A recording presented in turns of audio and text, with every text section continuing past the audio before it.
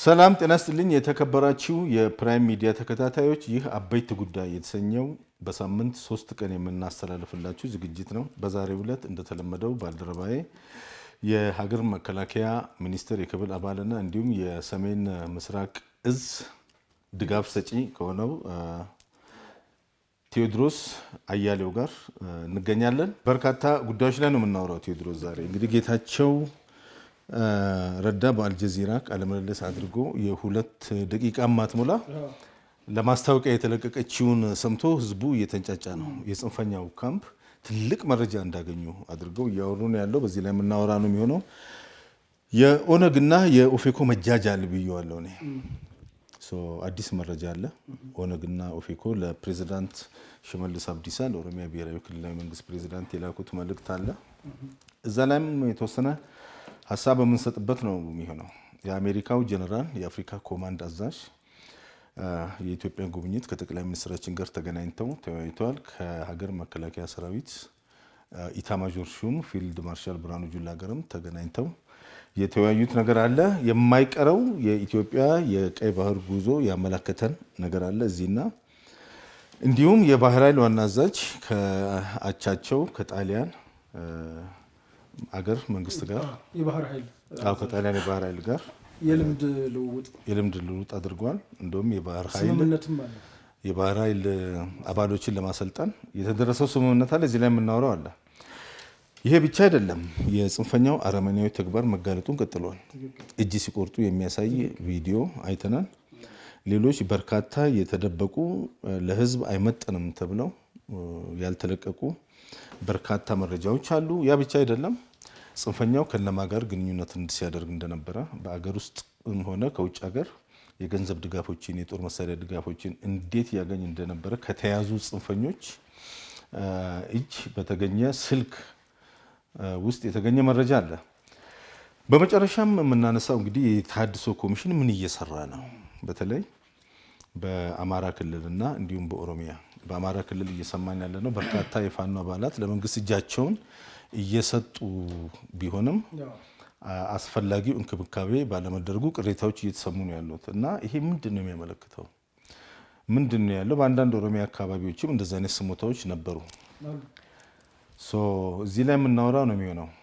ጌታቸው ረዳ 2 ደቂቃ የማይሆን ማስታወቂያ ነው የተለቀቀው። ሙሉ ቪዲዮን አላዩም። ግን ብዙ ውሳኔዎች፣ ብዙ ፍርዶች፣ ብዙ ቅሬታዎች፣ ብዙ ለቅሶዎች ነበሩ። ምንድነው ይሄ ጽንፈኛውን ካምፕ እንዲህ ያማረረው ነገር ምንድነው ብዬ ሳስብ ነበረ። ሙሉ ቪዲዮ አልተለቀቀም። ብዙ ነገሮች እዛ ውስጥ እንደተወያዩ ማወቅ ይቻላል። ጌታቸው ቀላል የሚባል ሰው አይደለም። ጌታቸው ሰላምም የሚገባው ጸብም የሚገባው ሰው ነው። ማሸነፍም በሰላምም በጸብም የሚችልበት ሰው ነው። ቀላል የፖለቲካ ሰው አይደለም። ጌታቸው ፖለቲከኛ ነው። ቀላል ፖለቲከኛ አይደለም። አገር ወዳድም ነው። ሰብአዊነትም የሚሰማው ሰው ነው። ይህን ሁሉ ትተው ሙሉ ቃለ ምልልሱን እንኳን ለመጠበቅ ጊዜ አልፈጀባቸውም አቶ ጌታቸውን ሲከሱት ወይም ደግሞ ሲያማርሩት። አቶ ጀዋር ያው እንግዲህ ሚዲያዎች በተለይ የአልጀዚራ የምዕራባዊዎችን ስታይል ነው የተከትሎ በአጭር ጊዜ ነው የገነነው። ሚዲያውን ለምን አገነነው ሲባል ሃርድ ቶክ የሆኑ ሲኖችን ያሳያል እና በተለይ ደግሞ አቶ ጌታቸው ይሄ ጋዜጠኛ በጣም አሳሳች ቃሎችን በመሰንዘር እንግዶችን በማስደንገጥ ልዩ ተሰጥኦ ያለው ጋዜጠኛ ነው። የተለያዩ ሚዲያዎች ላይ ተሞክሮም ያለው ነው። ስለ ጋዜጠኛው እንደሱ ካልነ አቶ ጌታቸው በራሱ ለዚህ ጋዜጠኛ ይሁንታ ሰጥተው ለቃለ መጠይቅ መቀመጣቸው በራሱ የራስን መተማመናቸውና ኮንፊደንሳቸው ፖለቲካ አዋቂነታቸውን ያሳያል። እንግዲህ እሳቸው በነገራችን ላይ ንስሐ ገብተዋል። እንግዲህ ሰው ስንቴ ንስሐ ይገባል አላቅም። ንስሐ ገብተዋል። ምንድነው ትላንትና ባስፈለገን ወቅት አገር እንድትፈርስም ሆነ ጠላት ያልነውን ኃይል ለማፍረስ የቻልነውን ያክል ደብድበናል። ስላልተሳካ ነው። በቃ መሸነፍንም ማወቅ ትልቅነት ነው። ተሸንፈን ፕሪቶሪያን ተስማምተን ወደ አዲስ አበባው መንግስት ራሳችንን አስገብተናል። እንደምታውቀው የትግራይ ኃይሎች በተለይ ይሄ ቲዲኤፍ የሚባለው ቡድን ኢትዮጵያን አፈርሳለሁ ትግራይ ትሰሪ እያለ ነው የመጣው። እንግዲህ ታላቋን ትግራይን እፈጥራለሁ ብሎ በቀቢጸ ተስፋ ተነስቶ ሸዋ ደርሶ እነ ደብረጽዮንና እነ ታደሰ ወረደ ከማን ጋር ነው የምንደራደረው እስከ ማለት ደረጃ ደርሰው በኋላም ተመተው የተመለሱበት ነው። ተከበው መቀሌ ላይ አሁን ጋዜጠኛው ከማለቅ እዚህ ከማለቅ ገና አሁን እኛም ራሱ ከመደምሰስ ይልቅ ወደ ፕሪቶሪያ እንሂድ ብለው ወስነው ደግሞ ቆላ ተንቤን እንግባ እንደ ብለው ነበር። ቆላ ተንቤን መልሰው የሚገቡ መስሏቸው ሲዘጋጁ ነበር። ቆላ ተንቤንን ጀግናው መከላከያ ሰራዊታችን ከነበረበት አሁን አንዴ ተሳሳታለ ሁለተኛ ተሳሳተ ከነበረበት ክፍተት አጥንቶ ጉዲውን ነው የዘጋው። በዛም ጊዜ ቀበሮዋን ለማጥመድ ጉዲዋን ድፈን ነው። አሁን ከደፈንክባት አይጧን ጉዲዋን ከደፈንከው ወዴት ትሄዳለህ? ተደፍኖባቸው ነበር። እያንዳንዷ ይሄ ሀገረ ሰላም ቆላ ተንቤን ምናምን የሚባለው ይሄ ወደ በረሃ እንሄድበታለን ብለው ያሰቡት የቀራቸው ተንቤን አውራጃ እና ራያ በከፊል ነው። ይህም ደግሞ ተከቦ ያለበት በ360 ዲግሪ ተከቦ ያሉበት እጅ ከመስጠት ምንም እንትን የማይሉበት ነው። ሌላው የጦርነቱን አስከፊነትና የስምምነቱን ጠቀሜታ ባንድም በሌላም መልኩ ሲገለጽ ቆይቷል። አሁን አቶ ጌታቸው ፋና ላይ ከሰጡት የተለየ በእርግጠኝነት አይሰጡም። በቃ እዛ ላይ እኮ ንስሐቸውንም ስተታቸውንም እያንዳንዱ ነገር ተናግረዋል። ደግሞ ለመናገርም ችግር የለባቸውም ያመኑበትን። ምክንያቱም ከቆንኩበት አንግል ነው ስለሚሉ ፖለቲካ ማለት እሱ ነው ለተረዳው ሰው። እኒህ ገና በ2 ደቂቃ ይሄን ያሉ ሙሉ ሰዓቱን ሲሰሙት ወይም እንግዲህ ወይም የሚፈልጉትም ነገር እኮ ተብሎላቸው ሊሆን ይችላል። ግን እስኪ እንጠብቅና ግን አሁን ባለችው አጭር ነገር ምን ቢባል ምን ሆኑ ብንል ጄኖሳይድ ትላንትና በትግራይ ህዝብ ላይ ተፈጽሟል ሲሉ ነበር። አሁንስ ይሄን ያምናሉ ወይ ነው ጥያቄው። ይሄን ደብረጽዮን ራሱ እኮ ክዶታል ይሄንን። አዎ ጌታቸውን ያዋረደ መስሎ 1 ሚሊዮን የሚባለው ውሸት ነው ሲል ነበር። አሁን የሰዎቹ ፍላጎት ልንገርህ ከዶክተር አብይ ጋር አቶ ጌታቸውን ማጣላት ነው። ታርጌት የተደረጉ ሰዎች አሉ። አሁን ፕሮፌሰር ብርሃኑ ነጋ፣ አየር ኃይል ጄኔራል ይልማ መርዳሳን፣ ፊልድ ማርሻል ብርሃኑ ጁላን አሁን ጄኔራል ባጫ ጠንካራ አመራሮችን በቃ ታርጌት አድርገው ተቋሙን ለማፍረስ ነው ማለት ነው። ሁሉ ቦታ አለ። አንተ በቆራጥነት የምትመራውን ተቋም ለማፍረስ ሲፈልጉ አንተ ላይ ትኩረት የሚያደርጉት ይሄ ነው። ጌታቸው አቶ ጌታቸው ምን ይናገሩ ምን ይበሉ አልታወቀም ገና። ነገር ግን ከዚች አጭር ቁንጽል ነገር ተነስተው ይሄን ያክል ሀተታ ጽፈዋል። በሌላም በኩል አንድ አብርሃ ደስታን የተለያዩ ልጆችን ጽሁፎችን አይቻለው ሚዛናዊ የሚመስል ነገሮች ጽፈዋል። እንግዲህ ምን ሊል ይጠበቃል አይነት ነገር ሙሉውን ቪዲዮ ስንሰማ ምንናገር ይሆናል ብንመለስ እንደው እነሱን እንዳንመስል። ሌላው የኦነግና የኦፌኮ መጃጃል ስልህ እንደው ትንሽ ግራ እንዳይገባ እነኚህ አሁን በቀደምም አውርተን ነበረ። ትላንትም በአፋን ኦሮሞ አውርተናል። ልናወራ የቻልነው ያው ደብዳቤ ጽፈው ነበረ ለኦሮሚያ ክልል ፕሬዝዳንት። የኦሮሞ ፌዴራል ኮንግረስ ሊቀመንበር አቶ ዶክተር መራራ ጉዲናና የኦሮሞ ነጻነት ግንባር ሊቀመንበር ዳውድ ኢብሳ ከዛሬ 6 ወር 7 ወር በፊት ተመሳሳይ ደብዳቤ ጽፈው የሆነ ከፍተኛ የመንግስት ባለስልጣን ጋር ሄዱ። ስሙን አልጠቅስም። ባለስልጣኑ ከፍተኛ የሆነ የመንግስት ባለስልጣን ስለ በእውነትም ከፍተኛ የመንግስት ባለስልጣን በጣም አገር ወዳድ ከፍተኛ ኃላፊነት ወስዶ የሚሰራ የመንግስት ባለስልጣን ጋር ሄደው መወያየት እንፈልጋለን ብለው ጠየቁ። መወያየት እንፈልጋለን ብለው ሲጠይቁ ይሄ ባለስልጣን ወስዶ ከኦሮሚያ ክልል ፕሬዝዳንት ጋር አገናኛቸው። የኦሮሚያ ክልል ፕሬዝዳንትም ካዳመጣቸው በኋላ ኢቭን ጠቅላይ ሚኒስትሩን ባለበት ቁጭ ብለው ተወያዩ። ሲወያዩ እውነት ፍላጎታችሁ ሰላምን ማስፈን ከሆነ በቃ ፖለቲካውን ከክልሉ ፕሬዝዳንት ጋር ይሄ ታጣቂዎቹን ጫካ ያሉትን ከሀገር መከላከያ ሚኒስትር ሰዎች ጋር ይሄን ስራ ስሩ፣ የሚያስፈልገው ነገር ሁሉ በንጹህነት ስሩ፣ እኛም ንጹህነን እንሰራለን ብለው ስራ ተከፋፍለው ተለያዩ። ለዚህም ስራ የሚያስፈልገውን ባጀት መንግስት ይችላል ብለው ተስማሙ። መንግስት ሄደው ተቀምጠው እነኚህ ሰዎች ተስማምተው ባጀት መተው ጠይቁ። ወደ 8 ነው 10 ሚሊዮን ብር ያስፈልገናል ብለው ጠይቁ። መንግስትም ባጀቱን ሰጣቸው። ባጀቱን ሰጣቸው። እነሱም ሆቴል ይዘው ከየአካባቢው ሰዎችን ጠርተው 3 ነው 4 ቀን ቁጭ ብለው ተማከሩ። ከዛ በኋላ የሽግግር መንግስት ብለው መግለጫ ወጡ። አያስቅም? አሁን እነሱ መንግስት ማታለላቸው ነው፣ ብልጥ መሆናቸው ነው፣ ትግል መሆኑ ነው። ይሄ ነገር ይሄ ፖለቲካ ነው። ይሄ ትክክለኛ መረጃ ነው። የሽግግር መንግስት ብለው ጠየቁ። የመንግስት ሰዎች ያልጠበቁት ነገር ነው የገጠማቸው። እንግዲህ መንግስት ባለበት ሀገር የሽግግር መንግስት አይጠይቅም። በምንም መመዘኛ በህዝብ የተመረጠ መንግስት ባለበት ሀገር የሽግግር መንግስት አይጠይቅም። መንግስት እኮ ከነሱ ጋር የመወያየትም ግዴታ የለበትም። ምርጫ ላይ እንገናኝ ማለት ይችላል። ነገር ግን ይሄን ያህል ርቀት ሄዶ መንግስት አወያያቸው። ያ ብቻ አይደለም። የነሱ መንጋ አለ፣ ዲያስፖራ አገር ውስጥም አለ። ይሄንን ከመንግስት ጋር የነበረውን ሚስጥርም አልነበረም። ለመንግስት ሚስጥር አይደለም፣ ለነሱ ግን ሚስጥር ነው። ምክንያቱም መንጋዎቻቸውን ስለሚፈሩ ይደብቁ ነበር። ከመንግስት ጋር እንደውም ምንም የንክኪ የለንም ብለው ምለው ተገዝተው በየዩቲዩቡ ያወሩ ነበር። ጭራሽ እርስ በራሳቸው ተበታትነው የወጣ ባጀት የተደረገውንም ብር ተጠቅመው ምንም ውጤት ሳያስመዘግቡ ተበትነው ቀሩ።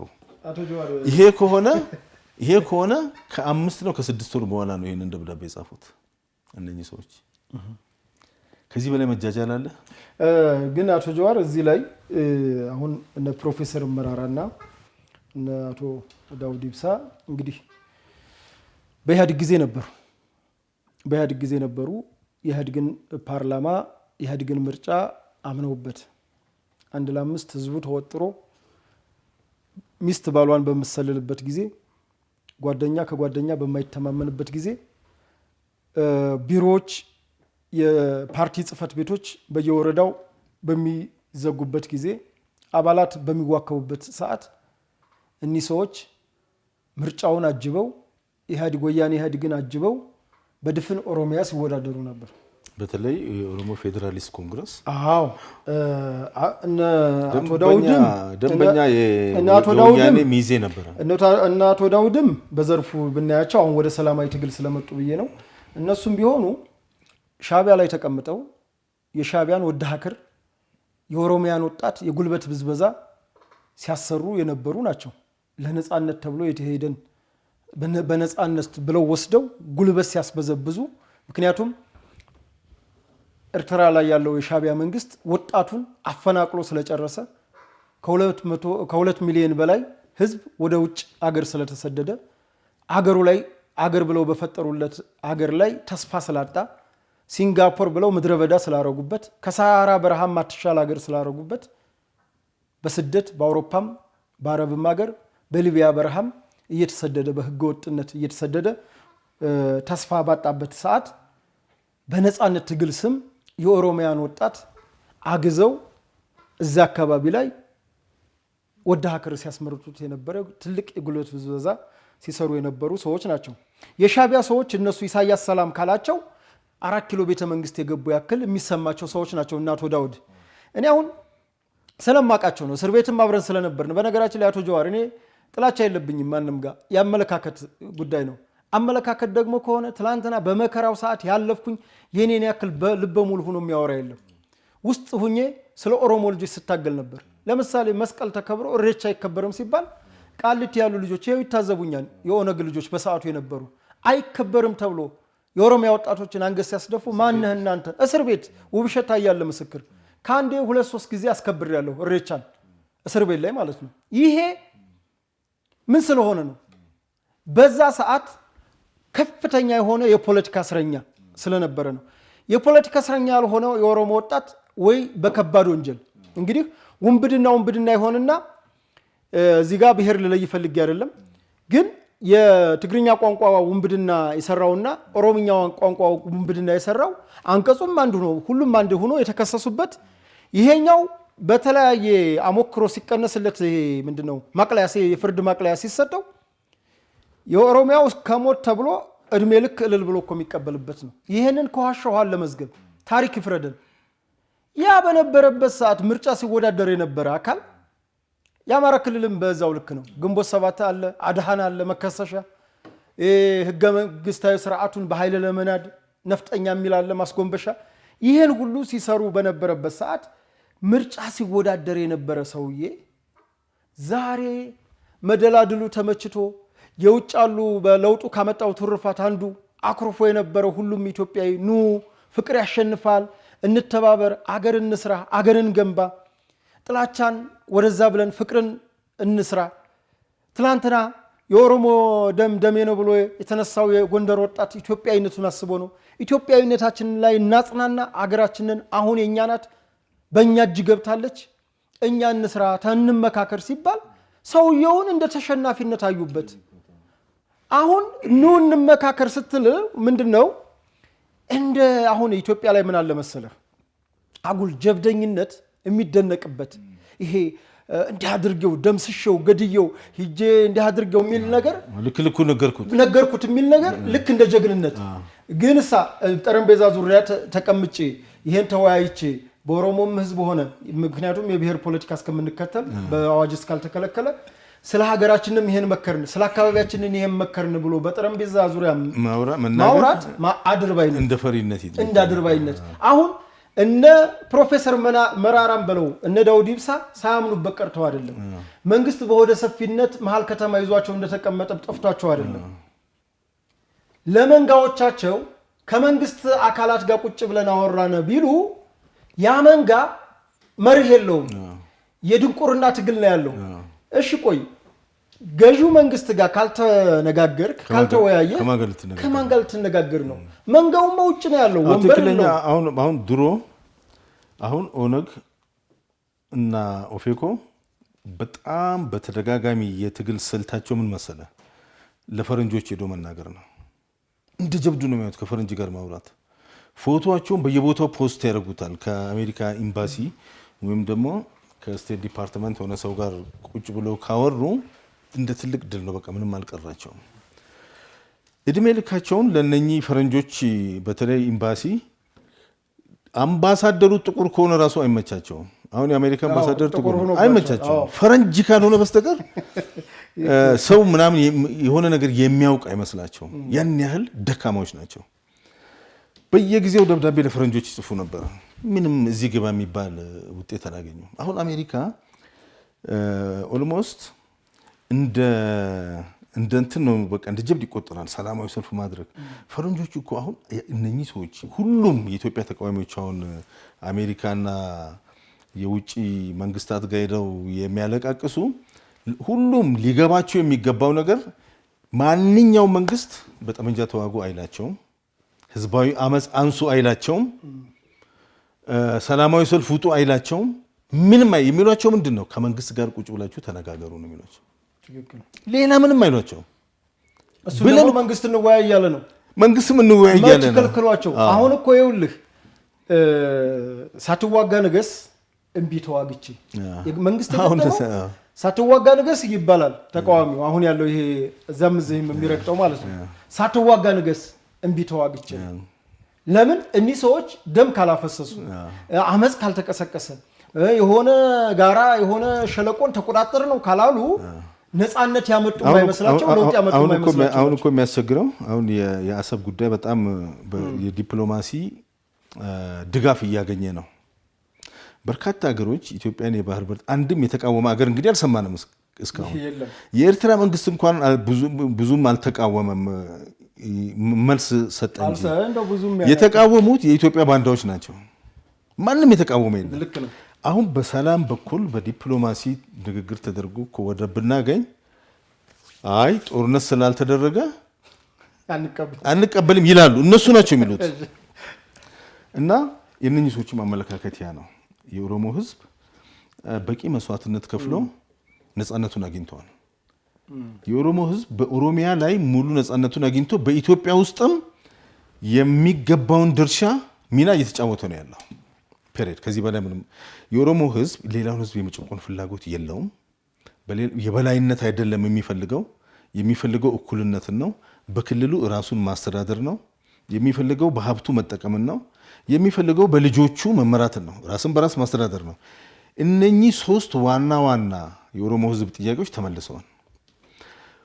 ችግሮች ቢኖሩም በሂደት በሰላማዊ መንገድ የመልካም አስተዳደር ፖለቲካዊ ችግሮች አሉ። የመልካም አስተዳደር ችግሮችን ለመፍታት ጠመንጃ አያስነሳም።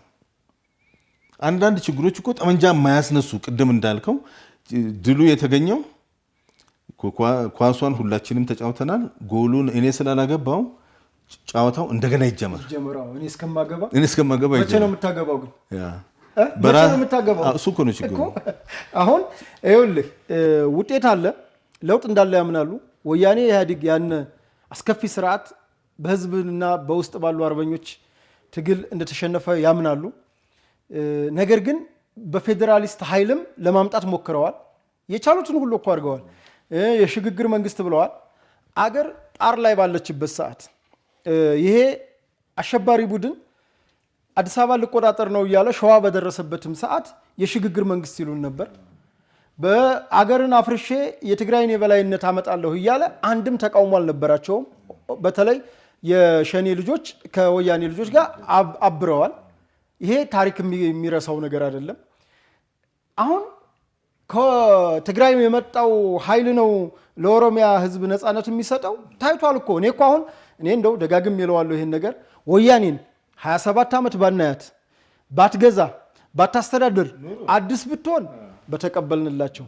ነገር ግን 27 ዓመት ገዝታ እስከ ድረስ ስልጣኑን ይዘው ወታደራዊ ወታደራዊ ቦታዎችን ስትራቴጂክ ወታደራዊ ሲስተሞችን ይዘው ሰሜን ዕዝን ወደ አንድ አካባቢና ወደ አንድ ቀጠና አሰባስበው ለአደጋ ጊዜ መጠባበቂያ አድርገው አፍነው አስቀምጠው በጣም ብዙ በኢኮኖሚም በፖለቲካም በብዙ ነገሮች ሴራ ሰርተው ከዚህ ላይ ኦሮምኛ ተናጋሪ ይግዛህ እንጂ መንፈሱ የህወሓት እንደነበረ እየታወቀ ሌላ ምንም በቃ እንዲህ የምትላቸው የሀገር ፍቅር የሌላቸው የገንጣይ አስገንጣይ ሂሳብ ያላቸው በሙስና የተጨማለቁ እስኪ የወያኔን ጉዳይ አሁን አውሮፕላን ከመስረቅ መርከብ ከመስረቅ ሜቴክን ያንን ሁሉ ሙስና ከማበለሻሸት በህዳሴ ግድቡ ላይ ሲሰራ የነበረው ሁሉ ወያኔ ከመጀመሪያ የኢትዮጵያ ህዝብ ይህን ነገር ካሁን በፊት ነው። ወያኔ እኮ ኢትዮጵያን ያለ ባህር በር ያስቀረ የኢትዮጵያን ባህር ኃይል የበተነ ያውም የሚቀበለው አጡ የመንና ሳውዲ መጫወቻው ሲንከራተት ነው። የኢትዮጵያን መከላከያ ሰራዊት የደርግ ሰራዊት ብሎ የበተነ ይሄ ሶስቱ ራሱ እኮ በቂ እኮ ነው። ራሱ ኦነግን የሽግግር መንግስት ካስገባ በኋላ 1984 ምንድነው ያደረጋቸው? ምንድነው የተፈጠረው? ይሄንን ይረሳሉ ወይ? ቆይ አሁን የትኛው ፍቅራቸው ነው አሁን ህወሓትን ለማንገስ የዚህን ያክል የሚፋፋጉት ነው ወይስ ከህወሓቶች ዶክተር አብይ አምባገነን ሆኖ ነው? ይሄንን አሁን ዶክተር መራራ ካሁን በፊት ኦልሞስት በጣም ቫይራል የሆነ የሱን ንግግር ላይ ሐሳብ ሰጠን። ዶክተር መራራ እኮ የዛሬ 6-7 ዓመት ገና ጠቅላይ ሚኒስትሩ ወደ ስልጣን መጥተው እኮ መንግስት አልተረጋጋም። አመትም አልሆነው ምንድን ነው ያሉት? ኦሮሞ ቤተ መንግስት ከገባ ወይ ራሱ ይጠፋል ወይ ኢትዮጵያን ያጠፋል የሚል ነገር ተናግሮ ነበር። ታስታውሱ እንደሆነ ያ ማለት እነ ዶክተር መራራ ትግል የሚያደርጉት ኦሮሞ የሆነ ሰው ከቤተ መንግስት ለማውጣት ነው ማለት ነው። ስለዚህ ወያኔን ለመመለስ የነበረው መንገድ ሁሉ ከሸፈ። ወያኔን ንጹህ ለማድረግ የተሄደው ርቀት ያሳዝናል። በቀለ ገርባ የሚባለው ሰውዬ እስር ቤት ታስሮ አብረን አይደል እንግዲህ ያንን ሁሉ መናገር ይችላል። እስር ቤት በዓለም ጸጉሩን ተላይቶ ሰው ጸጉራችንን አስላጭቶን በመላው ዓለም የሚገኙ ደጋፊዎችን እስር ቤት ውስጥ እንግዲህ እጁ የተቆረጠ አለ። ስቃይ አንተ እግራቸው የሞቱ አለ። ስንቱ ተሰቅሎ ሰቅለዋቸው ይገደሏቸው። እነ ኢንጂነር ተስፋውን ጭማዳ የሚሉት እነ ጃገማ በዳኔ በርካታ ግፍ ከፍ ያለው የሚባለው አንዱ ዓለም አራጌ አብሮን ነበር፣ ምስክር ነው። አንዱ ዓለም አብሮ ስለታሰረ እነሱ ጋር ክፍላችን ይለያል። ይሄ ሁሉ ዓለም ወያኔዎች ራሳቸው መጨረሻ ላይ ስልጣን ሲለቁ ያመኑት ወንጀል እስር ቤት ውስጥ እየተሰራ እያለ ወያኔዎች እስር ቤት ምንም አላደረጉንም በደንብ ነው ሲንከባከቡን የነበረው እኮ ያለ ሰው እኮ ነው። እኔ እንደው በግለሰብ እንትን እንዳታስገባኝ እንጂ አቶ በቀለ ገርባ መጣና ያስገቡበት አይታወቅም። አጋጣሚ እኔን የምጠይቀኝ ጓዲት በህይወት አለች መሰሉ ረዳ በጠቅስም ችግር የለም። መሰሉ ረዳ ሀድሽ ትባላለች። የመቀሌኛ የእንደርታ አደራጅ ናት። የትግራይ የመያድ ተጠሪ ነች። ጀግና ሴት ነች። በነገራችን ላይ ጠያቄም እሷ ነበረች። ከመያድ አመራሮች አባሎች በሙሉ እሷ ነበረች ከነባሏ ሲጠይቁኝ የነበረው። እንደ አጋጣሚ ሆኖ ይችን የበቀለን ታሪክ ላመጣልህ ነው። የአቶ በቀለ ሚስት ሀና ትባላለች። ሀና እኔ እንድጠይቅ መሰሉ እኛ የምንጠየቀው ሌላው ተጠያቂ ተጠይቆ ልዩ ጥበቃ ስለሆነ 6 ሰዓት ከ6 ሰዓት እስከ 6 ሰዓት ከ30 ነው። ከዛ ያው እኔ ቤተሰብ ወላጅ ዘመድ ምናምን ጠይቆኝ አያውቅም። አሁን መሰሉ የምትመላለሰው በፍርድ ቤቱ ኬዝ ነው። ገና ማስረጃዎች ምናምን እየተባልኩኝ እያስደወልኩባትም እሷም በልበቀናነት እስከ ዘዋይ ድረስ መታ ጠይቀኛለች። በጣም በዚህ ባለውለታዬ ነች። ግን ሀና አቶ በቀለ ይጠፋበታል ፈለገች፣ ጨለማ ይፈለገች ምናለች እያለቀሰች መሰሉ ጋር ትመጣለች። ከዛ ዞን 1 እንግዲህ ዞን 1 ልዩ ጥበቃ ነው ያውቁታል። ጨለማ ቤት ነው። እነ ፕሮፌሰር ብርሃኑ ነጋ፣ እነ ኢንጂነር ኃይሉ ሻውል፣ እነ ፕሮፌሰር አስራት፣ እነ ቴዲ አፍሮ ማን ያልታሰረበታል? እነ ስዩም እነ ስዬ አብርሃ በቃ ይሄ ተጽዕኖ ፈጣሪ የምትለው ያንጓለለ ይሄ ታምራት ገለታ ልዩ ጥበቃ ነው ብያለሁ። እዛ ነው ያለ ነው። አሁን ወይዘሮ ሀና እንጀራውን ለማን ትስጠው? በቃ ለማንም መስጠት ስላልቻለች ቴዲ ፈልገህ ስተብዬ ስለማያውቁት አሰራሩን ሌላ ጨለማ ቤት ወስደውት ይሆናል አይታወቅም ምናምን ስላቸው አይ ግድ የለህም ይዤ ከምመለስ ይህንን እንጀራ ስጥልኝ አለችኝ። ከሱ ጋር 6 አባሪዎች ነበሩት። መጥቼ አፋን ኦሮሞ ተናጋሪዎች ናቸው። መጥቼ ውስጥ ገብቼ የአቶ በቀለ ገርባ አባሪ እነማን ናቸው? ሚስቱ መታ ነበር እና እያለቀሰች ነው። እንግዲህ መጀመሪያ ቃሊቲ እንደገባ ነው ምልህ። ከዛ በቃ እሷ ሰው ትሆናለች አላልኩም። አይኗ አብጧል፣ ፊቷ ቀልቷል። በቃ እስካሁን ድረስ ገጽታዋም አለብኝ ሁሉ ነገሩ። ከዛ ፈለግ ነው በቃ የጉር ተባለ። ልክ እንደ ኢንጂነሩ ወስደው ገደሉት እንጂ ተብሎ ከዛ ወስደው 6ኛ ቤት የሚባል አለ። ከዛ ከመውሰዳቸው በፊት ኳስ ሜዳ እያንከባለሉ ገርፈውታል። አሁን ይሄንን እሱ ግን ምንም አላደረገም። አሁን ልነግርህ ነው። ይሄንን ገንፎ ሲያጎርሱ ነበር ምናምን ሲል ነበር። ረስቶት ነው እንጂ በእኔ በደሞ ባንዳነት እውር ያደርጋል። እኔ በነገራችን ላይ እስር ቤት የነበረው ባህሪና ውጭ ያለው ይለያያል። እስር ቤት የነበረው ኦሮሞ ኢትዮጵያዊ ነው ማለት ኦሮሞነቱን ይወዳል፣ ግን ኢትዮጵያዊ ነው። ከወጣ በኋላ ምን እንደነካው አላውቅም። በኦሮምኛ ካላናገሯቸው እኔ በቃ ጋሼ ነው የምንለው። ጋሼ ነው የሚያወራው ወይስ ሌላ ሰው ነው ብዬ እስከምገረም ድረስ መልካም ባህሪ መልካም ስብዕና ያለው ሰው ወጥቶ እንግዲህ ፖለቲካ ይሄ ነው ካልነ ብደት ነው። እንግዲህ እነሱ ናቸው አሁን ያው ኔትወርኩ አንድ ነው። ኦነግና ኦፌኮ ይገናኛል ሰንሰለቱ። አንዳንዶቹ አባል ነን ይላሉ፣ አንዳንዶቹ አክቲቪስት ነን ዳርዳር ይሄዳሉ። በጣም የተዘበራረቀና የተጃጃለ አካሄድ ነው። ምላሹን እስካሁን አልሰማንም። ከክልላችን ፕሬዚዳንት ጋር ያደረጉት ዲስከሽን ምንም የሰማነው ነገር የለም። ስንሰማ ሀሳብ የምንሰጥበት ነው የሚሆነው። ነገር ግን አንድም ከነሱ ጋር በመወያየት የሚገኝ ነጥብ የለም። እውነቱን ነው የምናገረው። ውይይት ደስ ይለኛል እኔ ሰላም ቢፈጠር። ሲጀመር ሰላም የመፍጠርም አሁን ላይ እነኚህ ሁለት ሰዎች ሰላም የመፍጠርም ያለ መፍጠርም አቅምም ብቃትም የላቸውም። ጉንጭ አልፋ ናቸው። የኦሮሞን ህዝብ ትግል የመንግስት ሰዎችም በተቃዋሚ ፖለቲካም ውስጥ ያለውን የኦሮሞ ህዝብ የሚፈልገውን አመራር የሚመጥኑ ያ ብቃት ያላቸው ሰዎች አይደሉም። በአንድ ወቅት ጥሩ ሰርተው ሊሆን ይችላል። ዛሬ ላይ ግን ዲጂታል ቴክኖሎጂ ዘመን ውስጥ ነው ያለነው። ዘመን እኮ አያስፈልጉም። አቶ ጀዋር አሁን አንተ ኤሌመንተሪ የነበረ አስተሳሰብ ሃይ ስኩልና ከፍተኛ ትምህርት ስትገባ ያለህ አመለካከት፣ አስተሳሰብ፣ እይታ ሁሉ አንድ ነው ወይ? እይታ እኮ ይሰፋል። እድሜ በጨመረና መጽሐፎችን ባነበብክ ቁጥር ነገሮችን ባወክ ቁጥር የአስተሳሰብ ብቻ አይደለም አይምሮ ብቻ አይደለም አድማሱ የአይንህ አድማሱ ይሰፋል። ለዛ ነው እንግዲህ እኔ በነገራችን ላይ በዚህ እይታ ከፍታ የማደንቃቸው ክቡር ጠቅላይ ሚኒስትራችን ነው። ይቺ ከተማ እኮ የምናውቃት ከተማ ናት። ይቺ ከተማ እኮ የምናውቃት ከተማ ናት። እነዚህ ሰዎች ቅርስ የሚሉ ያንን ድርቶ የሆነን ነገር ነው። ድሪቶ ናፋቂዎች ናቸው እነዚህ ሰዎች። ሸረሪ ድር ማየት ይፈልጋሉ፣ ቆሻሻ ማየት ይፈልጋሉ፣ ሽንት በየቦታው እየተሸናበት ማየት ይፈልጋሉ። አሁን የሚነፍቃቸው እነሱ ምንድነው መንገድ ላይ ሲያልፉ የተደፋ አተላና አምቡላ እየሸተታቸው ወይም ይሄ ዝም ብሎ ቆሻሻ አለ አይደል ሰበነክ የሆኑ ሰዎች ይላቸው አንደርግ ይሄ በሴትነት አዳሪ በቃ እሱ እየተደፋ ጣቢ እየተደፋ ምናምን በቃ እሱን እየሸተታቸው ማለፉ ለነሱ ቅርስ ነው። ንጹህ አይመቻቸው። መማር አካባቢውን መቀየር ነው። የህብረተሰብን አኗኗር መቀየር ነው። ከተማን ወደ ዘመናዊነት ማምጣት ነው። አኗኗር ዘይህን ትላንትና እንግዲህ እንደምናውቀው በሎንቺና በምን ትንቀሳቀስ ነበር። ዛሬ ራይድ አለ አይደል? ይሄን መንግስት ራሱ ባያመጣው ኢንቨስቱን መፍቀዱ ራሱ ቴክኖሎጂውን አምኖበት ነው። ትላንትና ይሄን ቴክኖሎጂ ለአንድ ለአምስት ምን ልታደራጅበት ነው ምን ልታመላልስበት ነው ብሎ ኋላ ቀር ደንቆሮ ናቸው። የደደቢት አስተሳሰብ ነው ያላቸው። አይፈቅዱልህም እኮ ትላንትና ደግሞ ማነሽ አንቺ ነው ወይስ የህወሓት አባል ነሽ ነው የምትባለው? መጀመሪያ ታማኝነት መጀመሪያ ከማድረግ ኢንቨስት ከማድረግ በፊት እና እኒህ ሰዎች ለውጥ አገኝባቸዋለሁ ብለህ እኔ ብዙም ባትለፋ፣ ምክንያቱም አየናቸው አስተሳሰባቸው እንግዲህ 7 ዓመት ሆኖታል አይደለ? የለውጡ መንግስት በ7 ዓመት ውስጥ ትላንትናም ሽግግር መንግስት ናቸው።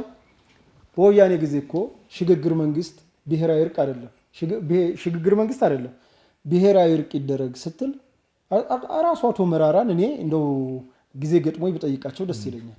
ምን ነበር ሲባሉ የነበረው በፓርላማ እየሳቁባቸው ማን ተጣልቶ ምን ትላላችሁ እንደዛ ነበር። ማፌዝ መጫወቻ መሳቂያ ነበር። ይሄ እንግዲህ እንደተጠበቀው ነው። የአሜሪካ ጀነራል የአፍሪካ ኮማንድ አዛዥ የሆነው ከኢትዮጵያን ጎብኝቷል። በጉብኝቱም ላይ ከጠቅላይ ሚኒስትር ዶክተር አብይ አህመድ እና እንዲሁም ከፊልድ ማርሻል ብርሃኑ ጁላ ጋር ተወያይተዋል። በዚህም እንግዲህ የአሜሪካ መንግስት የኢትዮጵያ ወደ ቀይ ባህር እንድትሄድ ከፍተኛ ፍላጎት እንዳላቸውና እንደሚደግፉ ተናግረዋል። ይሄ የበርካቶች ድጋፍ ነው፣ ብርቅ አይደለም ለኛ። ያ ብቻ አይደለም። የባህር ኃይል የኢትዮጵያ ባህር ኃይል እንግዲህ ኦልሞስት ወያኔዎች በተኑት፣ ኢትዮጵያውያኖች ግን መልሰው መሰረቱት።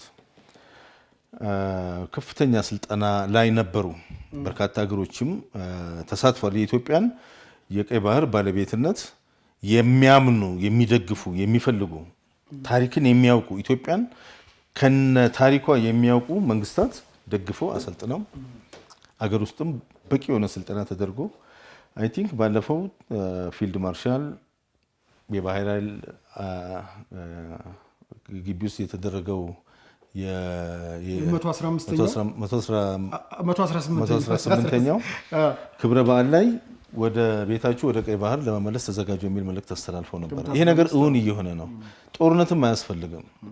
ምክንያቱም ያው ሰዎቹ ለምን አልተዋጋችሁም ብሎ ሊቆጡ ይችላሉ በኋላ ላይ። ነገር ግን የኢትዮጵያ መንግስት በጣም ሲስተማቲክ የሆነ በጣም የበሰለ ዘመናዊ የሆነ በጣም ስማርት የሆነ የዲፕሎማሲ ስራዎች ተሰርተው ተጠናቀዋል።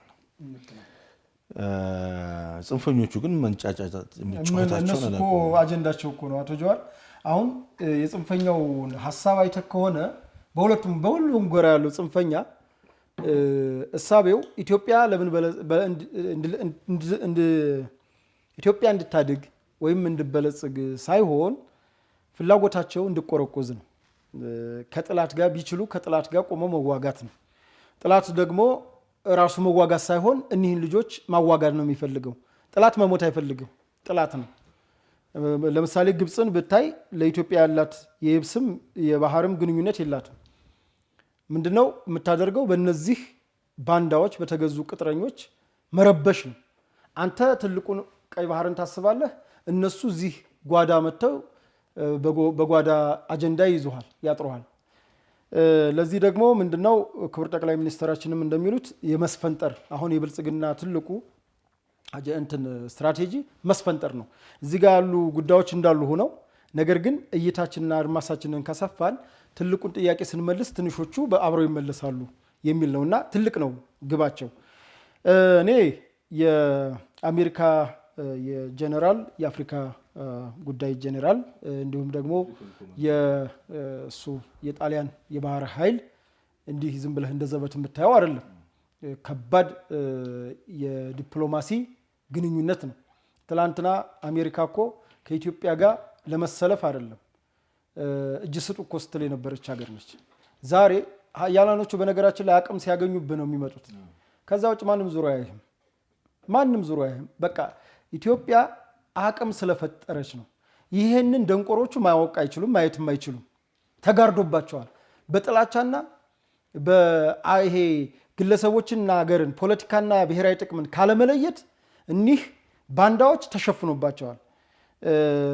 በዚህ አጋጣሚ G20ን የደቡብ አፍሪካ አዘጋጀችው እንጂ ኢትዮጵያ ናት የተጠቀመችበት። በርካቶች ሲዘግቡ ነበር። ከG20 ከተሰበሰቡት አገራት 16ቱን ክቡር ጠቅላይ ሚኒስትራችን አግኝተው አነጋግረዋል፣ ተወያይተዋል። የውይይታቸው ማዕከል ዋነኛው የባህር በር ጉዳይ ነው። በመቀጠል የጋራ ኢኮኖሚ ተጠቃሚ ነው። የባህር በር ስታመጣ ኢንቨስትመንት ኢትዮጵያ የገጸ ምድርም የከርሰ ምድርም ሀብት ስላላት 13 ወር ጸጋ የምንለው ዝም ብሎ አይደለም። እንግዲህ አንተ ኢሮፕም ሌሎችንም ታውቃቸዋለህ። እነዚህ ሀገራት ላይ ያለው ተፈጥሮን በሰው ሰራሽ ነው። ሲሞቅ እያቀዘቀዝክ ሲቀዘቅዝ እያሞክ ነው። እኛ ግን ሰነፍም የሆን ነው ይመስለኛል። አምላክ ሁሉን ነገር ፈጽሞ ስለሰጠን ስንፈልግ ሞቃት አለ፣ ስንፈልግ ወይና ደጋ አለ፣ ስንፈልግ ደጋ አለ። ሁሉም የመሬት ገጽታ በአንድ ሀገር ላይ አለ እና ይሄ አየር ጸባይ ደግሞ በውጮቹ ይፈለጋል። ሌላው ሰፋፊ የእርሻ ልማት ሌላውን ተወውና አፋር ክልል የምታያቸው እኮ ልማቶች በቃ ተስፋ ይሰጣሉ። እንግዲህ ማን ነው በረሃ ላይ ስንዴ ይመረታል ብሎ የሚያስብ? ጭራሽ በዚህ መንግስት ነው የመጣው። በቃ ጥጥ ሶማሌ ክልል አሁን ይሄ ዋቢ ሸበሌ እቅድ አይካድም። የቀድሞው የኮሎኔል መንግስቱ እቅድ ነው 12ቱን ወንዞች እናት ሀገራቸውን እንዲያለሙ የሚል ትልቅ ይሄ ተንዳሆ የዋቢ ሸበሌ የገናሌ የባሮ የጣና በለስ ፕሮጀክት የኮሎኔል መንግስቱ ነው። 27 ዓመት ሙሉ ሲገዙ አንድም ቀን ስለ መስኖ ፕሮጀክት አንስተው አያውቁም። መሰረት ድንጋይ ይጥላሉ። መሰረት ድንጋዩ ተጣለ ዜና ነው፣ ተጀመረ ዜና ነው። በጣም ቢዚ ነበሩ እነሱ በዝርፊያና በሙስና ላይ ምንም ነገር የማያዩበት ሁኔታ ነው የነበረውና ይሄ የባህር በር መገኘት ኢኮኖሚያዊ ተጠቃሚነት ስለሚያመጣ አሁን ብዙ ጊዜ አሜሪካኖችም እውነት ማለት ጥቅም ናት ይላሉ። ጥቅም ካገኙበት እውነት ነው እነሱ። በቃ አሁን እዚህ ጋር የጋራ ተጠቃሚነት ይኖርሃል። ኢትዮጵያም የዋህ አይደለችም፣ ዝም ብላ የምትሰጥ አይደለም። ሰተህ ነው የምትቀበለው። ዲፕሎማሲ ምን ጊዜም ሰተህ ትቀበላለህ። ምንድነው የምሰጠው ምንድነው የምቀበለው የሚለውን ነገር ነው እንጂ ሰተህ ትቀበላለህ። በአጠቃላይ ግን የጣሊያን የባህር ኃይል መተው መነጋገራቸው የአሜሪካ የአፍሪካ የጦር ጄኔራል መተው ከክቡር ጠቅላይ ሚኒስትርና ከፊልድ ማርሻል ብርሃኑ ጁላ ጋር መነጋገራቸው ይሄ ትልቅ የፖለቲካ ስኬትና ድል ነው። ሌላው አዲስ አበባን ለተቃውሞና ለረብሻ ሲያስቧት አዲስ አበባችን የበለጠ አምሮባት ተውባ ደምቃ የማሌዥያውን ጠቅላይ ሚኒስትር በክብር ተቀብላ በኢትዮጵያ ባህልና ወግና ስርዓት አስተናግዳ ሸኝታለች። አሁን ደግሞ ኤርትራ ሻዕቢያዎች ህልም የሆነችባቸው ሲንጋፖር ከአስመራ ይልቅ አዲስ አበባን መርጣ አዲስ አበባ የሲንጋፖሩን ጠቅላይ ሚኒስትር ተቀብላ በኢትዮጵያ የብሔራዊ የጀግና አቀባበል በብሔራዊ ቤተ መንግስት በቀድሞ በአፄ ኃይለ ሥላሴ ቤተ መንግስት ተቀብለው ክቡር ጠቅላይ ሚኒስትር በጣም ደስ በሚያሰኝ ኢትዮጵያ ነው ያሉት፣ አውሮፓ ሲንጋፖር ነው ያለው ሳይሉ ይቀራል ሰውየው። በዛ ልክ ሌላው ሲንጋፖር የዛሬ ዓመት ሂደው ነበር እንደምታስታውሰው፣ ሙሉ ልኡኩን ይዘው ሂደው ነበር ክቡር ጠቅላይ ሚኒስትራችን። ያ የሲንጋፖር ተሞክሮ የሲንጋፖሩ ጠቅላይ ሚኒስትር ቁርጠኝነት በነገራችን ላይ የዶክተር አብይ ታሪክ ነው። በቃ ትልቅ የሆነ ችግር ነበረ ሲንጋፖር ላይ፣ ሙስና ነበረ፣ ዘረፋ ነበረ፣ ብሔርተኝነት ነበረ፣ የተለያዩ ነገሮች ችግሮች ነበሩ። ያንን ሁሉ ተቆጣጥረው ነው እንደውም ክቡር ፕሬዝዳንት ታዬ አጽቀሥላሴ በደንብ ይገልጹታል ስለ ሲንጋፖር ጉብኝታቸው። ተአምር ነው የሚሉት እና ያን ተአምራዊ ለውጥ አዲስ አበባ ላይ የአዲስ አበባ እኮ ተጽዕኖ ፈጣሪነት ለክብርት አዳነች የተሰጣቸው ሽልማት እውቅና ዓለም አቀፋዊ እውቅና እንዳለ ሆኖ ዋሽንግተን ዲሲን እኮ የነቀነቀ ነው የአዲስ አበባ ልማት። የኛዎቹ ደናቁርት ግን ያን ድሪቶና ጠጅ ቤት ስለሆነ የሚፈልጉት ቅርስ ፈረሰ ሲሉ ዋሽንግተንን እሱ እንትና ትራምፕ ማለት ነው ፍቀዱልኝ በበጀት ተጣልቷል። ፍቀዱልኝና እኔ ዋሽንግተን እንደ አዲስ አበባ አደርጋለሁ። አስብ እንግዲህ አዲስ አበባ በነገራችን ላይ የምታስቀና ከተማ ነች። ዋሽንግተን ከተወሰነ ቦታ በስተቀር እውነቱን ለመናገር በጣም አሮጌ ከተማ ነው፣ ግን ተለውጧል ከቅርብ ጊዜ ወዲህ። አሁን የሚለው ይገባኛል። እነኚህ ኦልድ ህንፃዎች አሉ ዋሽንግተን ውስጥ አሮጌ ህንፃዎች በአብዛኛዎቹ ምናልባትም በጆርጅ ዋሽንግተን ጊዜ በመጀመሪያዎቹ ጥቂት ዓመታት ውስጥ አሜሪካ ሲመሰረት አሜሪካ እኮ ተመስርቶ እኮ ነው። ልክ ነው። አዎ ገጣጥሞ እኮ መስርቶት እኮ እንደ ኢትዮጵያ እኮ አይደለም። ከ200 ዓመት 250 260 ዓመት አንድ ተብሎ እኮ የአሜሪካን ታሪክ መቁጠር ይቻላል። የህዝቡንም ልክ ነው። ኢትዮጵያ ግን መንግስትም ኖሮ መንግስትም ሳይኖር ለሚሊዮን ዓመት እኮ ህዝቡ አብሮ የኖረ ህዝብ ነው። ከዚህ ቀን ጀመረ ብለህ የምትቆጥረው እኮ አይደለም። ሉሲ ምስክር እኮ ነው። ዓለም መስክሯል። እና ይሄ ትልቅ ድል ነው። እኔ በተለይ ሀገር ወዳድ ኢትዮጵያኖች ሊያውቁት የሚገባው ነገር ምንድነው? መንግስት እንዲሁ ዝም ብሎ ለፌዝ አይደለም ስለ ቀይ ባህር ስለ ኢትዮጵያ የባህር በር ጥያቄ ሲያነሳ የዓለም መንግስታት ነው። አሁን ልጆቹን በሚገባቸው ልክ አሁን ስለ ኢኮኖሚስት ብናወራቸው ስለ ጂኦፖለቲካ ሌላውን እንተወው፣ ምክንያቱም እሱ ላይ መላፋት ስለሚሆን በቀላሉ በሚገባቸው ቋንቋ የሸቀጣ ሸቀጥ ዋጋ በገበያ ላይ ተወደዋል እንላለን። ለምን ተወደደ? የተወደደው እኮ በጅቡቲ መንግስት ወደብ ስለሚመጣ የወደብ ኪራይ ስለምንከፍል፣ ነጋዴው የወደብ ኪራይ ስለሚያስብበት፣ ሲቀጥል የጅቡቲ መንግስት ለዛ ታክስ ስለሚያስከፍል፣ ለጅቡቲ መንግስት ለኢትዮጵያ አይደለም ለጅቡቲ መንግስት ስለምንከፍል፣ ከእንደገና ወደ ሀገር ውስጥ ሲመጣ የሎጂስቲክ ወደብ ደረቅ ወደብ ላይ ክምችት ስላለ በሰው ሀገር ላይ የወደብ ኪራይ ስላለበት በራሱ ደግሞ ወደቡን አገሪቱ ስለተጠቀመች የወደብ ኪራይ አለ። ኮንቴነሮች እኮ ስለተቀመጡ እንደውም ከሆነ ጊዜ ገደብ በኋላ የመወረስ ነገር አለው እና ይሄ ሁሉ ወደብ ለማምጣት የሚደረገው ጥረት ዝቅተኛውን ማህበረሰብ ከኑሮ ውድነት ለምሳሌ ዘይት አሁን 1000 ምናምን የገባ ይባላል አይደል? ይሄ የራሳችን ወደብ ካለ እኮ 50 በመቶ ይቀንሳል። ያ ብቻ አይደለም። ይኸውልህ ቴዲ የኑሮ ውድነት አሁን የኑሮ ውድነት የኢትዮጵያ ችግር ብቻ አይደለም፣ ዓለም አቀፋዊ ችግር ነው። አሁን አሜሪካ ውስጥ ከፍተኛ ነው። እኔ እዛ ኖሬ ስለማቅ ነው እንትን ብለው ከሰዎችም ጋር አሁን ስለማወራ አሜሪካ ውስጥ ከፍተኛ የሆነ የኑሮ ውድነት ነው ያለው። ድሮ በአንድ ጋሎን ወተት $3 ይገዛ የነበረው $10 በላይ ነው። 3 እጥፍ ነው የጨመረው። የነዳጅ ዋጋ አብዛኛው ነገር ኦልሞስት በጣም ጨምሯል። ዓለም አቀፍ ኢሹ ነው።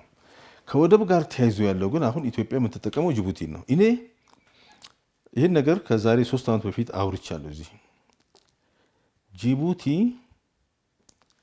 ኢትዮጵያውን ሸቀጥ የምናስገባው በጅቡቲ ነው። በሱዳን እንጠቀም ነበር። አሁን ሱዳን ለራሷን ፈራርሳለች። አንድ ብቸኛው መንገድ ጅቡቲ ነው። ጅቡቲ ላይ 18 ሀገሮች የጦር ካምፕ አላቸው። ጅቡቲ ላይ የአሜሪካ የጦር ካምፕ አለ፣ የቻይና ጦር ካምፕ አለ፣ የጃፓን አለ፣ የራሻ አለ፣ የኤሚሬት አለ፣ የቱርክ አለ። ኦልሞስት 18 ራሱ የፈረንሳይ አለ።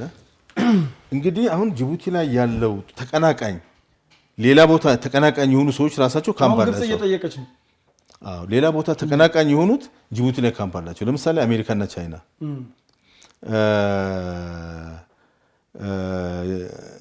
ጀርመንና ራሻ የጦር ካምፕ አላቸው እዛ። አንድ ቀን ጅቡቲ ላይ ጦርነት ተከፍቶ እነኚህ ሰዎች ሌላ ቦታ ተጣልተው ጅቡቲ ላይ ጠመንጃ ቢማዘዙ የኢትዮጵያ በር ተዘጋ ማለት ነው። የሀያላኑ የዝሆኖቹ ጸብ የነሱ ጸብ የኢትዮጵያን በር ተዘጋ ማለት ነው። እንግዲህ አሁን ኢትዮጵያ እዛ ቀይ ባህር ላይ የባህር ኃይል ያስፈልገኛል ነው የምትለው።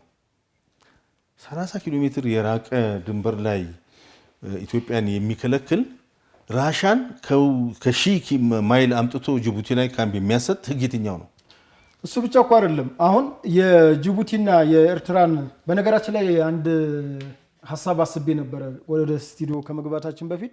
የኡጋንዳ መንግስት በቀደም ጠይቆ ነበር ኬንያ በኩል ማስተንፈሻ ካላገኘን ወይም በታንዛኒያ በኩል ካላገኘን እንገጥማለን የሚል ነገር አንስቶ ነበር። ፈጣን ምላሽ የኬንያ መንግስት ሰጥቷል። ጦርነትም አያደርሰንም፣ እስካሁንም ወደብ እየተጠቀማችሁ ነው። የእስካሁኑ ወደብ አጠቃቀም በይሁንታ ነው፣ ዝም ብሎ ህግ የሌለው።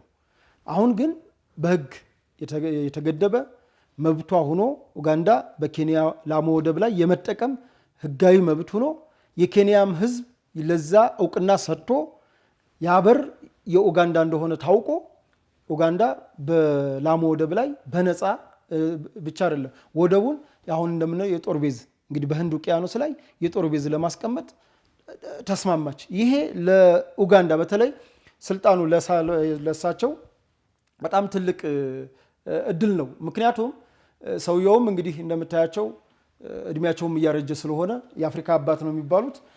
በዚህ ባለቀ ሰዓት ኢትዮጵያ ባጋጋለችው የወደብ ጥያቄ መነሻ ኡጋንዳ ስታገኝ እኛ ግን ይኸውልህ የራሳችን ወደብ የነበረ በግፍ የሄደ በሽፍቶች የሄደን ወደብ ወደ ራሳችን እናምጣ። ዶክተር አብይ ያለው ምንድን ነው? ኢትዮጵያኖችን ላስከብር፣ ቀይ ባህርን ልቆጣጠር፣ የጦር ቤዜን ልመስርት፣ እንከበር፣ እንደ ስማችን ጥቁር አንበሳ እንሁን፣ እንፈራ ማለት አገር እንሽጥ ነው ባንዳ የሚያስብለው ወይስ እንፈራ እንከበር ማለት ነው? እኔ የባንዳነቱም የዚህ የአገር ሻጭነቱም ትርጉሙ የጠፋባቸው ትላንት ወያኔን ግን በዘር ፖለቲካ ስከፋፍል ባህር በር ስታሳጣ ከ1 እስከ 8 ነው እያሉ ትውልድን ሲያደነቁሩ የተማረ ገበሬ በቃል እያሉ ሲያደነቁሩ የነበሩ ሰዎችን እንደ ትልቅ መሪ የሚያስብ ትውልድ ስታይ ትናደዳለህ፣ ትበሳጫለህ። ይሄ አሁን የወደብና የባህር በር እኔ አሁን እኛ ወደብ ኦልሞስት ያው ችርቻሮ ነው ትገዛለህ፣ ወደብ ሸቀጥ ነው ብሎ መለስ። ይሄ ኢትዮጵያ የምትፈልገው የባህር በር ነው። ይሄ ደግሞ ኢትዮጵያ የምትፈልገው የባህር በር ደግሞ የራሷ የሆነ ነው። ይህን ብዙ ጊዜ ብዙ ሰዎችም ሲናገሩት ነበረ። የራሷ የሆነ የባህር በር ነው። በጣም የሚያሳዝነው የኢትዮጵያ ስለሆነ ብቻ ለዘመናት የግመል መፈንጫ ሆኖ ምናልባት አንድ ቀን አገር ወዳድ ኢትዮጵያዊ መጥቶ ባለቤትነቱን እንደሚጠይቅ ስለሚያውቁ እንኳን እዛ አካባቢ ልማት ሊሰራ ሰው የለም እኮ ምድረ በዳ ሆኗል። እንዴ አቶ ጀዋር ሰው ይኸውልህ ሰው አሰብ ላይ አይደለም፣ አሰብ ላይ አፋሮች ናቸው ያሉት። ያፋር ነው ሲጀመር፣ ያፋር ሱልጣኒቶች ሲያስተዳድሩት የነበረ ቦታ ነው። አሁንም የቀይ ባህር አፋሮች በነገራችን ላይ ለሻቢያ እኮ የቀይ ባህር አፋር በቂዋ ነው ሲጀመርም ቀጥለውላታል። ግን ሲቀጥል የኢትዮጵያ አንጡራ ሀብት ስለሆነ ነው እየጠየቅን ያለ ነው። ምጽዋ ላይ ሰው የለም፣ አስመራ ላይ እኮ ሰው የለም። 2 ሚሊዮን እኮ አሰድዶ ይሄ ሰውዬ እኮ ማለት ነው እንዴ እንበልና ኢትዮጵያ ኤርትራ ወደ ኢትዮጵያ አሁን በፌዴሬሽን ብትቀላቀል ብትመጣ ኢሳያስ አፈወርቅ እኮ ለክልል እንኳን ፕሬዝዳንት የማይበቃ የጃጀ ያረጀ ሽማግሌ እኮ ነው ለክልል ፕሬዝዳንት። እስኪ ይሄ ፕሬዝዳንት ካረጋ ከበደ ነው ከሽመልስ አብዲሳ ነው የሚሻለው? አይኪው የወረደ ከማንም ተራ የኢትዮጵያ ከንቲባ ወይም ደግሞ ወረዳ አስተዳዳሪ የምታወዳድረው አይደለም። በጣም ኋላ ቀር። ሌላ ጊዜ እንመለስበታለን። ብዙ ጊዜ አውርተናል። ኤርትራኖች ይፈልጉታል። በነገራችን ላይ ብዙ ተቃዋሚ እንዳለ ታውቃለህ፣ በውጭም በተለያዩ ቦታዎችም። ባለፈውም አንድ የቆየ ቪዲዮ ስለሆነ ነው እንጂ ሲያንሸራሽሩን ነበር። በቃ ብቻ የኤርትራው መንግስት በቃ ከተባለ ቆይቷል። ገዳይ ነው፣ አፋይ ነው፣ ጨቋይ ነው። ጋዜጠኞች እንኳን በነፃነት የማይሰሩበት ሀገር። እኔ በነገራችን ላይ የኛ ሀገር ጋዜጠኞች ይገርሙኛል። የሀሳብ ነፃነት ተዘግቶ ገሌ በመናገሩ ታስሮ፣ ማንም በመናገሩ የታሰረ የለም። በመናገሩ ሳይሆን ጋዜጠኝነቱን ተጠቅሞ ከጀርባ ጸረ ሰላምና ወንበዴ ዘራፊ ቡድን እያደራጀ ስለተገኘ ነው። ወይም ስነ ምግባሩ ከሚፈቅድለት ከጋዜጠኝነት መርሆ ውጭ ስለተንቀሳቀሰ ነው። ይሄን ደግሞ ነፃ ፍርድ ቤት አለ፣ በፍርድ ቤት ተከራክረው አሸንፎ ይወጣል። ከዚህ በተረፈ እንግዲህ ጽንፈኛው አረመናዊ ተግባር መጋለጡን ቀጥሏል። የሆኑ ቪዲዮዎችን እያየን ነበረ። የጠቅላይ ሚኒስትር ጽህፈት ቤት የማህበራዊ ጉዳይ አማካሪ የሆኑት ዳንኤል ክብረት ወደ ገጻቸው ላይ የጻፉት ጽሁፍ አለ። ብዙ መረጃዎች ናቸው። በጣም አሰቃቂ የሆኑ ተግባራትን ሲፈጽሙ የተያዙ የጽንፈኛው ሰዎች አሉ። ከስልካቸው ላይ የተገኘ በርካታ መረጃ እንዳለ ነው። ይሄ አንዱ ነው። በቴሌግራም ላይ ሰው ሲያሸራሽረው ነበረ። ለሌላ ሚዲያ አይመጥንም።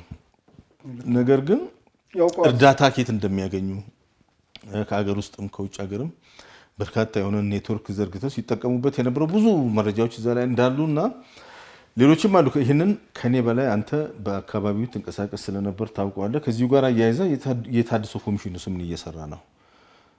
ሁለቱን ነጥቦች አንድ ላይ አውርተን እንግዲህ የታድሶ ኮሚሽን በተለይ ምን ያህል አይዶን ነው እኔ ብዙም ግልጽ አይደለም። በርካታ የጽንፈኛው ተሳስተው ተገደው ታጣቂ ሆነው ሲያስቸግሩ የነበሩ ወጣቶች እጃቸውን ለመንግስት እየሰጡ ነው። እጃቸውን ለመንግስት ሲሰጡ አስፈላጊው የሆነ እንክብካቤ ሊደረግላቸው ይገባል። መንግስት ብዙ ጊዜ ስንሰማ ብዙ ቃል ገብቶላቸው፣ ምክንያቱም ሁሉም አምኖበት አይደለም። ኢቭን አምኖበት የሄዱት እንኳን ሀሳባቸውን ቢቀይሩ እና እጃቸውን ቢሰጡ አስፈላጊ የሆነ የታድሶ ስልጠና ተሰጥቷቸው እንዲቋቋሙ አንዳንድ ነገር ተደርጎላቸው ወደ ህብረተሰቡ እንዲቀላቀሉ ማድረግ ይጠበቃል። ነገር ግን በተግባር እየተሰራ አይደለም የሚሉ ስሞታዎች እኛ ጋርም ይደርሳሉ። ልክ ነው። ስለ ተሃድሶ ኮሚሽን የተወሰነውን ልበልና መዝጊያ የምናደርገው የወረኢሉን ጉዳይ ይሆናል። የተሃድሶ ኮሚሽን ይኸው እንደሚታወቀው አቶ ጀዋር እንግዲህ አገራችን ኢትዮጵያ ከለውጡ በኋላ ይሄ ሲዘርፍና ሲቀማ ትውልዱን በቶርቸር ሲገዛ የነበረው አምባገነናዊ ስርዓት ከአዲስ አበባ በራሱ ጊዜ ወደ መቀሌ ከመሸገ በኋላ በርካታ አገራችንን ለማተራመስ ከትግራይ ክልል ውጭ ያሉ ክልሎችን በሙሉ የብሔርም የተለያዩ የሃይማኖታዊ ግጭቶችን ሆን ብሎ በመቆስቆስ ችግሮችን በመፈብረክ ተራ የሽብር ድርጊት በተለይ ከክቡር ጠቅላይ ሚኒስትራችን በዓለ ሲመት ጀምሮ ተራ የሽብር ድርጊት ሲፈጽም ለንጹሃን እንኳ ሳያስቡ ግፍና ሽብር ሲያከናውኑ እንደከረሙ ይታወቃል። እንግዲህ ታውቆባቸው ወይም በራሳቸው በተለይ የሜቴክ አመራሮች ወደ እስር ሲወርዱ የኛም አይቀርም ተራዊኛ ነው በማለት ባለፈው አቶ ማነው ደብረጽዮንም ተናግሮታል። መነን አካባቢ እኮ እንዲህ ብሎ ሲያናግሩኝ እንደሚያስሩኝ ስለገባኝ ነው ወደ ትግራይ የመጣሁት ብለዋል። እንግዲህ ይሄን ለትግራይ ወጣቶች ልተው። ምክንያቱም ለትግራይ ወጣት ነፃ ልናድንህ ነው ህወሓት ነፃ አውጭህ ናት ብለው ይሉታል። ግን አይደለም። የትግራይ ህዝብ መመሸጊያ ማድረጋቸው የዶክተር ደብረጽዮን ንግግር በቂ ነው። ምክንያቱም ሊይዙኝ ስለሆነ ነው ወደ ትግራይ ሸሽቼ የመጣሁት። ያ ማለት ምንድን ነው? ከወንጀል የሚከለለው እኔ ትግሬ ስለሆንኩ ነው። አሁን 27 ዓመት ሙሉ ህዝብን ሲያሰቃዩ፣ ሲበዘብዙ፣ ሲያስሩ፣ ሲገሉ፣ ሲያሰድዱ፣ አገርን ሲያቆረቁዙ በሙስና ውስጥ ተጨማልቀው የነሱ ልጆች ውጭ ሀገር እየተማሩ ያንተ ልጆች በአፍ መፍቻ ቋንቋችሁ ተማሩ እያሉ ሲያደናቁሩና ሲያደነቁሩ እንዳልኖሩ ሁሉ ወደ ተጠያቂነት ሲመጣ ትግሬ ሆኑ። ስትጠይቀው ሃይማኖተኛ ይሆናል። የብሔርና የሃይማኖት ችግሩ ይሄ ነው። የሆነ ነገር ስነካው ሂዶ ወደ ጎሳው ወይ ወደ እምነቱ ይጠጋልና እንደዛ ካሉ በኋላ እንግዲህ ያው እንደምታውቀው ከሰሜን ዕዝ መመታት በኋላ በግልጽ አገር አፍራሽነታቸውን በሚዲያቸው በይፋ አወጁ። የጨረቃ ምርጫው እንዳለ ነው። ሌሎች ተንኳሽ ነገሮች እንዳሉ ነው። ከማዕከላዊ መንግስቱ ላለመታዘዝ ማዕከላዊ መንግስቱን የሚያደርጉት ጥረት እንዳለ ነው።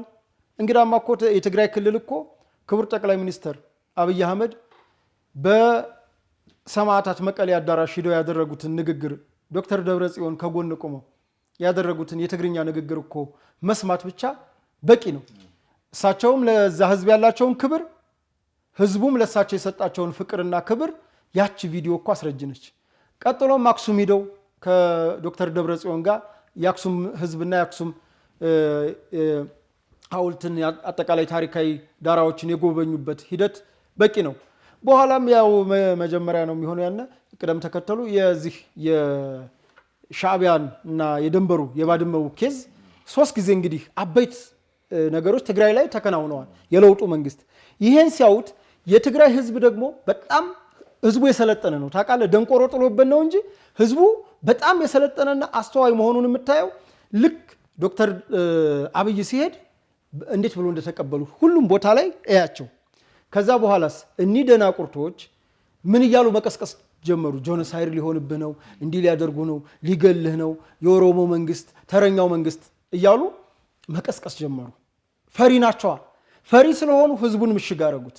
አየው፣ እዛ ጋር ሸወዱት። ህዝቡን ሸወዱና ምሽግ አረጉት። እነሱ አይመቱም፣ የሚመታው የደሃ ልጅ ነው። ከዛ በግልጽ ወረራ ጀመሩ። ከዛ በኋላ እንግዲህ ጦርነቱ ከተጀመረ በኋላ እንደምታውቀው የፕሪቶሪያው ስምምነት መጣ። የፕሪቶሪያው ስምምነት ከመነሻዬም እንደነገርኩህ የቀራቸው እንደርታና ራያ ብቻ ነበር የቀራቸው። ነፍሳቸው ናት የዳነችው በአቶ ጌታቸው ጉዳይ። ትላንት አቶ ጌታቸው ጄኖሳይድ ተፈጽሟል ሲል ነበር። ምን ብሏል አቶ ጌታቸው? ውጊያ አንድ አይደለም አንቀጹ፣ ውጊያ ብዙ ነው ምዕራፉ። የሚዲያ አለ፣ የቀጥታ ግንባር አለ፣ የስነ ልቦና አለ፣ በርካታ ውጊያዎች አሉ። በዛ የተናገርኩት ነገር በዛ ጊዜ አልቋል፣ ምዕራፉ ተዘግቷል በዛው በጦርነቱ ወቅት። አሁን ይሄንን በአሁን ባለሁበት ሁኔታ ግን ሰላምን ወድጄ የሄድኩበት አካሄድ ስህተት እንደነበረ እኔ ብቻ አይደል ልጠየቅ የሚል ብቸኛው ሰው እኮ ነው አቶ ጌታቸው። በነገራችን ላይ ፍርድ እንቅረብ እኮ የሚል ሰው እኮ ነው። በግራም በቀኝም ፍርድ እንቅረብ፣ አጥፊዎች ነን እንጠየቅ እኮ የሚል ነው። ጌታቸውን እኮ የመጠየቅ እኮ ሞራል የላቸውም የህወሓት ደጋፊዎች በነገራችን ላይ። እና ወደ እንትኑ ስመጣልህ ተሐድሶ ኮሚሽን የተጀመረው ከፕሪቶሪያው ስምምነት ጋር ነው። ከዛ ዲዲአር ተጀመረ።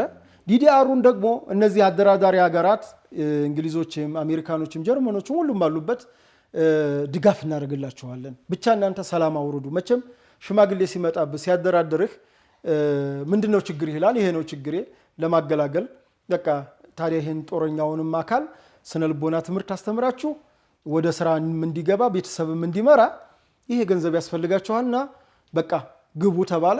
መንግስት በሌለው በጀት አወጀ። ከዛ እነዛ አካላት አሜሪካን በለው ማንም በለው አልሰጡትም ለመንግስት። ያም ሆኖ ግን ባለው በጀት ከሌለው ላይ እየቀነሰ ባለው በጀት ዲዲአር እንዲተገበር አደረገ። ይሄ ማዕከላዊ መንግስቱ ለሰላም ያለውን ቁርጠኝነት የታድሶ በሁሉም ክልሎች ሁሉም ላይ ነው። ኦሮሚያም ላይ እንግዲህ ኡጋንዳ ይመስለኛል ድርድራቸው የነ ጃንመሮ ያቀረቡት ቅድመ ሁኔታ ያው እንደምታውቀው ይሄኛው እነ ፕሮፌሰር መራራ የሽግግር መንግስት ይላሉ፣ እነ ጃንመሮ ደግሞ ኦሮሚያን ስጡን ይላሉ።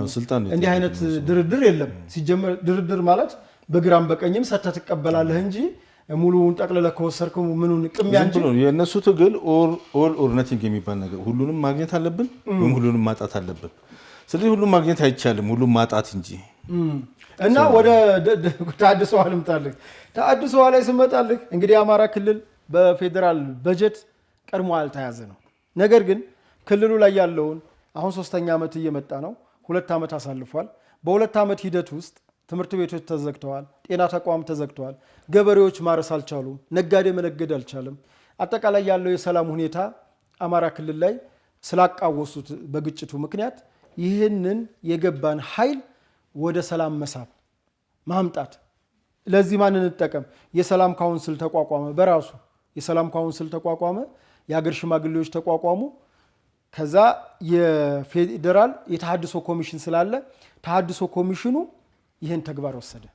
ይህን ተግባር ወሰደና በጎንደር ሰራባ የሚባል ቦታ በዚህ በምስራቅ አማራ በኩል ደግሞ ባለው ቡርቃ ካምፕ ላይ ስልጠና ተጀመረ። ቡርቃ ካምፕ ላይ ስልጠና ሲጀመር ከዛ ቡርቃ የወታደራዊ ማሰልጠኛ ወታደራዊ ካምፕ ስለሆነ የሰሜን ምስራቅ እዝ ነገሮች ስለበዙበት ማሰልጠንም ስላለበት ሰራዊት እዛ ጋር ኮምቦልቻ ዩኒቨርሲቲ ላይ ስልጠናው ቀጠለ። አሁን የቡርቃ የተሐድሶ ማለት ነው። የተሐድሶ ኮሚሽን የቡርቃ ካምፑም የዚህም ሂደቱን ነው እየነገርኩ ያለሁት።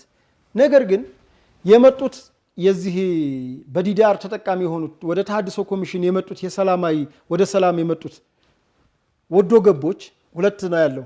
ምርኮ አለ፣ በጦር ጊዜ የተማረከ ነው። ወዶ ገብ አለ፣ ለሰላም ወዶ ከመከላከያም ከጥምር ጦሩም ከአካባቢ መስተዳደር ጋር ተነጋግሮ የሚመጣል 2 ነው ብያለሁ። ወዶ ገብ አለ፣ እዚህ ጋር የተማረካለ። እዚህ ጋር መማረክ ባውደ ውጊያ ነው። ወዶ ገብ ከአመራር ጋር ከመንግስት አመራር ጋር ከፌዴራልም ሊሆን ይችላል ከክልሉ ጋር ብቻ ወዘተረፈ ካገኘው ጋር ተነጋግረህ በሲስተም ወደ ሰላም መምጣት ነው። በአገር ሽማግሌም እኔም ራሴ ያመጣኋቸው ልጆች ስላሉ በአገር ሽማግሌም በታዋቂም ሰዎች ስለሚመጡ ማለት ነው።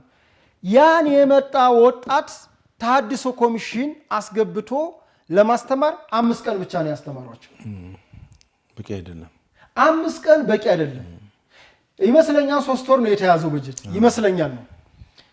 ይሄንን ተሐድሶ ኮሚሽኑ የበለጠ ቢያብራራው ከ3 ወር ግን ያነሳ አይመስለኝም ስልጠናው። በ5 ቀን ስልጠና ልጆቹን በለብለብ አስወጡ። እሱ ብቻ አይደለም፣ ይዘውት የመጡት መሳሪያ አለ። መሳሪያው ብሬን ይዞ ይመጣለ፣ ዲሽቃ ይዞ ይመጣለ፣ ተተኳሽ ይዞ ይመጣለ፣ ቦምብ ይዞ ይመጣለ፣ አርቢጂ ጸረ ታንክ ጸረ መኪና ተሽከርካሪ ይዞ ይመጣለ። ለዚህ ገንዘብ የተመደበለት አለ በጀት። ያን ገንዘብ አልሰጧቸውም። በማታለል ነው ያለፋቸው። ለምንድን ነው ያን ገንዘብ የማይሰጧቸው?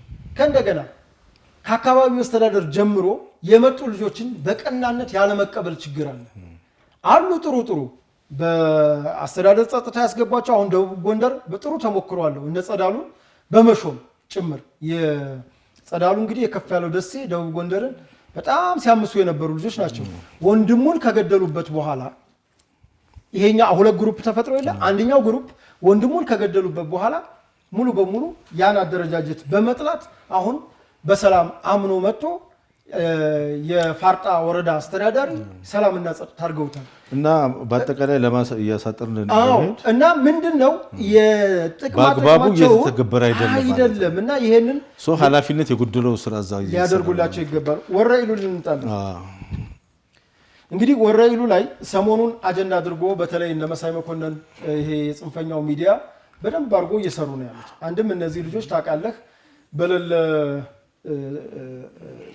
ተቃውሞ እናስነሳለን፣ ህዝባዊ አመጽ እናስነሳለን ብለው ማዕበል እናደርጋለን እያሉ ነው ያሉት። እኔ የትኛው ማዕበል እንደሆነ አላቅም። ዙሮ ከዛ አንዱ አጀንዳቸው ይሄ ሰሞኑን እጁ ተቆርጦ በቴሌግራም በተለያዩ ሶሻል ሚዲያዎች ሲተላለፍ ሲጋራ የነበረ ልጅ አለ። ቆራጩ ልጅ ተይዟል። ቃሉ አስፋ ይባላል። የሰሜን ሸዋ አካባቢ ልጅ ነው። ሲንቀሳቀስበት የነበረው ወረኢሉና ለገሂዳ አዋሳኝ አካባቢ ክሬ ማርያም 08 ቀበሌ አካባቢ ነው። ያን ድርጊት ደቡብ ወሎ ወረኢሉና ለገሂዳ የሚባል ቦታ አዋሳኝ ቦታ ላይ ክሬ ማርያም የምትባል 08 ቀበሌ ላይ ነው ይሄ ድርጊት የተፈጸመው። ወረኢሉ ላይ ነው ጉዳዩ የተፈጸመው መጋቢት ላይ ተፈጽሟል። ከዛ በኋላ ልጁ መቼ ተያዘ? ህዳር መጀመሪያ ላይ ተያዘ። ህዳር ላይ ሲያዝ የወረኢሉ ኮሚኒኬሽን የክልሉ ኮሚኒኬሽን አጋርቷል መያዛቸው። በመጀመሪያ ልጆቹን ይዣለሁ ብሎ መንግስት አምኖ ፎቶግራፋቸውን ለሚዲያ ማውጣት ለልጆቹ ትልቅ ዋስትና ነው። በነገራችን ላይ መታወቅ ያለበት ይሄን መንግስት አልካደም ይዟል፣ ይዣለሁ ብሎ አስተላልፏል። ከተያዙ እንግዲህ ወደ 10 ምናምን ቀናቸው ሆኗል። ከዛ በኋላ ያ የቴሌግራም ቪዲዮ ወጣ። ሲወጣ ወዳውኑ የዘገባም ችግር ያለ ይመስለኛል። አንዳንድ የኢትዮጵያን የደገፍን እየመሰለን ነገር ግን ለጥላት ፕሮፓጋንዳ ግባት እንሆናለን። አሁን አንዱ የሚያነሱት የናትናኤል መኮንንን ልጥፍ ነው። ሁለተኛ ዲጂታል ሚዲያ ኢትዮጵያን የሚደግፉ ኢትዮጵያን የደገፉ ልጆች የለጠፉትን ነው ስክሪንሻት እያደረጉ የሚያሳዩ። ምንድነው ድርጊቱ ተፈጽሟል። ድርጊቱ የተፈጸመው ወረኢሉ ላይ ነው። እጁ ተቆርጧል።